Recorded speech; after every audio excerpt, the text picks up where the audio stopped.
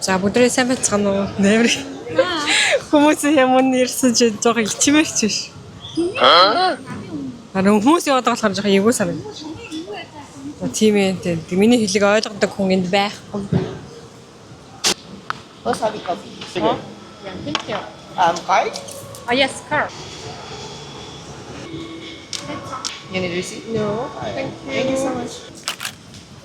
За би одоо хичээлийнхээ завсарлагын цагаар сургуулийнхаа хажууд талын кофений газар одоо кофе шоп дээр кофе уух гээд байж байна.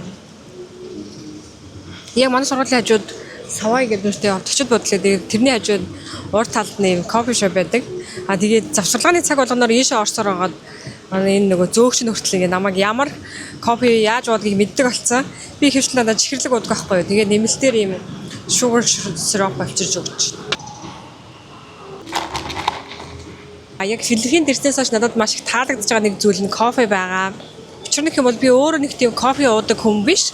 Ер нь бол ингээ ажлын онцлог 24 цагаар ээжэнд гарснаас шалтгаалаад би ихэвчлэн дандаа энержи дринк уудаг болтой. Тэгээ энд ирээд кофе руу шилжсэн. Ихэвчлэн ингээд кофе уухаар миний гид дүүрээд байдаг учраас би кофег төдөлөө уудаггүй байсан. Харин энд ирснээс хойш кофе уугаад бол надад ямар нэгэн байдлаар тийм асуудал үүсэхгүй болохоор ингээд кофе уухад бол маш гоё байгаа. Өдөр би нэг бичлэг хуваалцсан. Тэгээд тэр бичлэгээ үзсэн чинь надад дээр ингээд бас жоохон дутагдaltaй засаад хэлчихэр зүйлүүд байгаад байгаа байхгүй юу. Би өөрөө ингээд бас ингээд ярианы чадвар жоохон муутай байж магадгүй суулог би өөрөө ярихдаа маш их ашигладаг.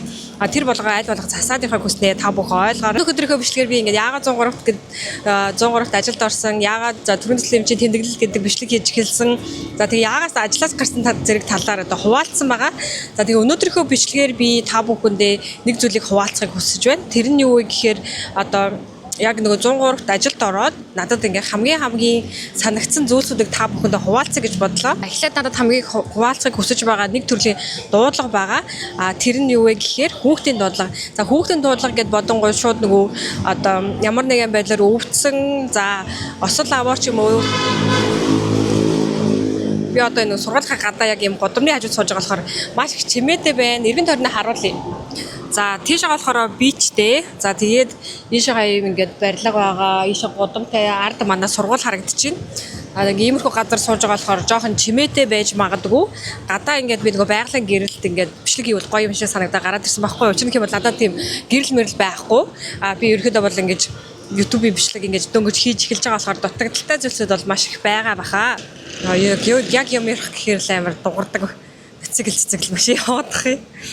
За ямар дуудлага вэ? Яагаад энэ надад тийм амар одоо онцолж ярмаар санагдсан бэ гэхээр энэ нь болохоор ингээд эцэг ихтэй хаягдсан хүмүүсээс бид нар болохоор ямар нэгэн байдлаар манад дээрсэн дуудлагууд дээр очиод анхны тусламж үйлчилгээг үзүүлэх ёстой. Над дээр нэг тохиолдол иржсэн тал нь би болохоор Баянгол дүүрэг рүү дуудлаганд яваад тэгсэн чинь манай ахлах над руу шууд уцаар залгасан нараа над дуудлага орхиорой.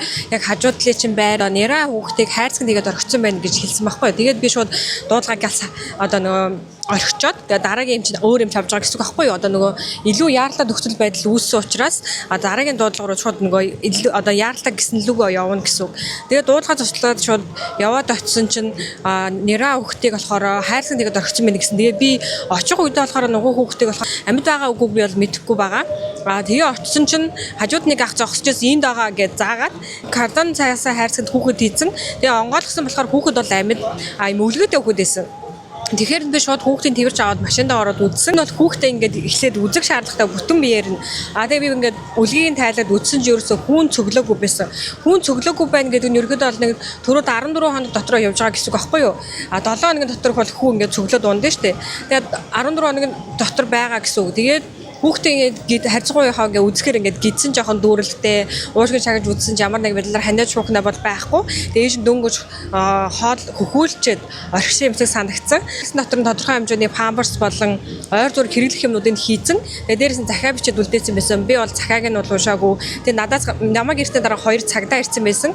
Тэнд хайрцагтай зүйлсүүдийн цагдаа нар авч ирсэн. Би хүүхдээ биеийг үтчээд памперсыг сольжоод тэгээд цагдаатай хүлээл гэж өгж байгаа. Ер нь бол хүүхэд эрүүл сарвал байна. Дараагийн шатны байгууллагад шилжүүлж өгөхөд болно гэж хүлээлгэж өгдөг гэсэн үг.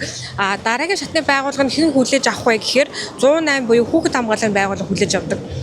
Яг намайг очиход бол нөгөө 108 бол ирээгүй байсан учраас би ингээ хүүхдээ хүлээлгэж өгөх гээд нөгөө тэнд удаан байх бол шаардлагагүй. Яагаад гэвэл нэгдүгээр бол хүүхэд ирүүл аюулгүй байгаа учраас би шууд цагдаад хүлээлгэж өгөхөд болно гэсэн. Тэгээ хүүхдээ би цагдаадаа хүлээлгэж өгчөөд явсан. Ингээ ямар ч нөхцөл байдал одоо тохиолдохыг бид нар мэдэхгүй шууд одоо тэр хүүхдээ ээжийг буруутгаж болохгүй бид нар одоо ингээд ямар хүн ямар зүйлийг туулаад явж байгааг л мэдэхгүй учраас одоо хин нэг шууд буруутгаж болохгүй дараа нь бас нэг ийм тохиолдол иржсэн 8-9 сартай хүүхдийг ээж нь нэг хажуудлынхаа айлд орхиод явсан байсан. Тэгээ 3 хонжоо гэж хэлсэн. 9 сартай үед ингээд хүүхдээ ингээд айгүй хөөрхөн болчихсон шүү дээ. Ингээд болцаагаад нэг харахад бүр айгүй хөөрхөн ингээд нэг хөөрдмөр болчихдаг. Яг тэр үе дээр байсан. Тэгээ би нөгөө хүүхдийг бас ингээд очиод үүсэн. Тэвчлэн хүүхдүүд ингээд эцэг ихтэй нөгөө нэг байсаар байгаа юм айгүй тийм бишүүрхэн хүүхэд болчтой шүү дээ. Ингээд өөр хүн хараад уйлдаг тий. Гэтэл тийм юм байхгүй намайг очиод айлд ингээд цагдаад тэрвэрлсэн нөгөө нэг орхиод явсан айлынх нь хүн тэрвэрсэн бүр ингээд ямар ч хүн дээр тэр очиод хүүхэд уйлахгүй заяа бүр аюу тийм хөөрхөн ааштай хүүхдээс ахгүй. Тэгээ би тэр хүүхдийг аваад тэрвэрэд нөгөө бас хүүхдээ үзээд бас л ерөнхийдөө жоохон шуухнаатай ингээ ханиадтай байсан. Тэгээ ямар ч тач хүүхдээ үзээд тэгээ бас дараагийн 108-ыг гэсэн нөгөө хүүхэд хамгааллын байгууллага төлөөлөж өгсөн. Тэр хүүхэд миний санаанаас ерөөсө гардаггүй байдаг ингээд амар хөөрхөн хүүхэд ингээд цаанаасаа тийм нэг юмыг ойлгоод байгаа юм шиг жоохон ирнэ. Одоо энэ нөхцөл байдлыг надад ойлгоод байгаа юм шиг санагдсан. Ингээд нөгөө ойлгохгүй тэгээд нөгөө нэг хүн болгонд ингээд очихороо ингээд хүн болгоны гараар замжаал цагдаа магдаа гэж хүмүүс ингээд ээлж тэврээд хахад ерөөсөө тийм ойлгох биш шүүрхэх хэсэг байхгүй. Тэгээд би тэр хүүхдээ ингээд амар өргөдөө тэр үедээ би бүр ингээд бараг би энэ хүүхдийг өргөж авмаар ч юм шиг гэж тэгс санагдчихсэн. Дараа нь яасан бол хүүхэд хамгааллын байгууллагт нь шилжүүлж өгсөн болов өөр эцэг эхийн гар дээр очисон болов эсвэл асрамжийн газар очисон болов гэж айгүй бодогдчихсэн. Өрмөц дуудлага гэх юм уу нэг иймэрхүү дуулууд ирдэг. Эцэг их нь бага насны хүүхдүүдээ 2-3-аар нь гэрт нь үлдээгээд одоо олон хоногоор явцсан цагдаагийн байгууллагууд дээр ингээд хүүхдтэй холбоотой дуулууд ирдэг. Тэгээ маш олон хоног хүүхд нь хоол унд идэж угаагүй хамгийн том нь хараад байж ах жишээтэй. Тиймэрхүү тохиолдлуудаар очиж исэн 3 хүүхдийг аав ээж нь орхиод явцсан. Тэд нь одоо хэд хоосыг бол мэдэхгүй хажуудлынх нь айлыг хүн цагдаад мэдэгдээд цагдаа ингээд очиод цагдаагийн газараа тэр 3 хүүхдийг авчирж байгаа байхгүй юу? Ер нь бол ингээд нэлээд удаан хугацаанд хөөрхөн хянад хоол унд идэж угаагүй цагдаа нар гэхэд хөрх амьтад одоо юу өгөхөө мэдгүй өөрсдийнхөө өдрийн хоолыг өгж явах жишээ тий.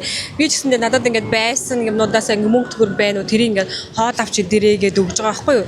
Хөвчлэн ингээд тийм бага насны хүүхдүүдтэй холбоотой дуулууд ирэх болгонд ингээд жоохон сэтгэл өвддөг. Энэ бүхэн одоо ингээд хабар тийм яарлаа нөхцөл байдал биш ч гэсэндээ бидний ажилтай нэг салцгүй холбоотой нэг хэсгүүд болчдөг. Тэгэхээр ер нь бол ингээд хүүхд гэдэг нь хүүхдийн эрхийг хамгаална гэдэг нь өөрөө маш чухал хэрэг. Бид бүхэн тэр бүгдийг эрүүл байхаас илүүтэй эрүүл аюулгүй орчинд өсгөх гэдэг нь чухал. Тэгэхээр хүүхдийг ингээд төрүүлнэ, хүүхдийг өсгөх гэдэг нь зүгээр нэг сэтгэл хөдлөлөөр гаргачих шийдвэр биш гэж боддог. Тэгэхээр миний хувьд гэх юм бол яг энэ бүхэн дээр эцэг эхчүүд, залуу гэр бүлүүд яг энэхүү талаар сайн бодож үзээсэй. Өнөөдөр одоо ганцхан чиний амьдрал биш, цаашлаад тэр хүүхдийн амьдрал одоо яваандаа ингээд ямар нийгэмд байх уу, ямар орчинд өсөх үү гэдэг нь маш чухал санагдсан. Би ер нь өмнөх ингээд бичлэгүүд дээр дандаа минут 30 секундэд ингэж баригдаж ярьдаг байсан учраас яг өөрийнхөө ингээд мэдэрч байгаа зүйлсийг ингээд төдийлөн ингээд бүрэн сайн тэрүүгээрээ илэрхийлж чадахгүй байгаа юм шиг санагддаг байсан байхгүй. Тэгээд би одоо ингээд яг өөрийнхөө YouTube бичлэгээрээ ингээд юу ойлгосон тэрнээс би ингээд яг юуг илэрхийлэхийг хүсэн тэр болгоныгоо ингээд хуваалцахыг хүсэж байгаа. Тэгэхээр ингээд өөр тохиолдож ирсэн зүйлсүүдээ би ингээ баг багаар хуваалцах болно. Тэгээ ингээд ярих болгондоо би ингээд амар сайн бодоод яг энийг ярих ёстой байлоо, ярих ёсгүй байлоо гэж айгүйх бодож байгаа. Тэгэхээр ер нь ингээд энэ надаар шууд ингээд ямар нэгэн байгууллага ингээд төлөөлөх боломжгүй шүү. Тэгэхээр энэ бол бас л яг зөвхөн миний туулсан зүйл, миний мэдэрч байгаа зүйл, одоо яг ингээд миний туршлаган дээр үндэслэж байгаа зүйл учраас ямар нэгэн байдлаар хин нэг битгий буруутгаасаа гэж хүсэж байна. За тэгээд өнөөдөр би нэг иймэрхүү зүйлсийг хуваалцахыг хүслээ. Хамт байсанд баярлалаа. Баяртай.